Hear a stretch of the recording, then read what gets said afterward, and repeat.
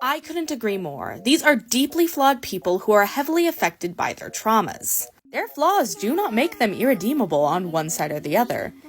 It is neither one's whole fault. And just to show that I am not a Blitz apologist, I will go over the wrongs he's brought against Stolitz. Equal imp rights, equal fights. For starters, if I'm going to hold Stolitz accountable for his physical boundary stomping, I need to do the same for Blitz. While Stolitz was under the impression that Blitz was there to ravish him, and he was into the idea, it is very important to get consent for one's actions. And just as Stolitz has ignored Blitz's physical boundaries, so has Blitz. Stolitz is showing clear signs of discomfort, and Blitz is treating the situation callously to get the book. Plus, Stolitz doesn't even know if Blitz is there to kill him, as he never denied it. And that's not even getting into the fact that this rendezvous was a deception to begin with.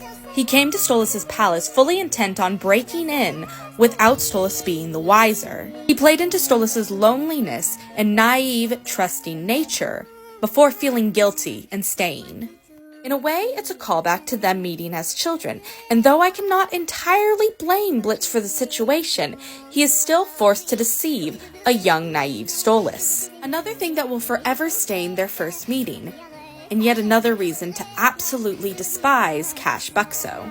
A man so scummy that he bleeds into Blitz's bad behavior. Continuing this pattern of deception, we have perhaps the biggest strike against Blitz. The fake Stolitz date used to spy on Eminem.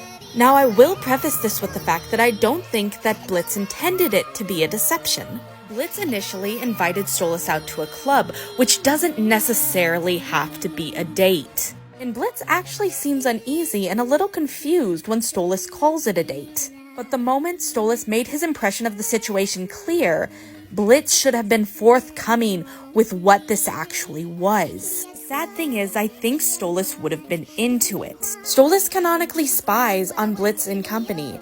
Had Blitz just been honest, he would have been down for these sort of shenanigans. Happy, stable monogamy probably interests Stolitz just as much as it fascinates Blitz. But even at Blitz's most honest, he has committed minor slights against Stolitz. He was actually really forward with his desire not to spend time with Stolitz in the Lululand episode. In considering the Fullmoon deal, it's more respectful than what you would expect from Blitz. No, the slight that he committed against Stolitz here was not doing his job. Do ignore your client being a weirdo all you want. Don't fight the robo ripoff of your best friend turned worst enemy.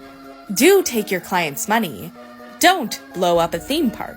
And a final wrong to mention is not keeping Stolitz's grimoire in a secure place. This led to the endangerment of Stolitz's daughter, and I am surprised there wasn't a bigger blowout over it. But do you want to know what wasn't Blitz doing wrong against Stolitz that the whole fandom seems to villainize him over?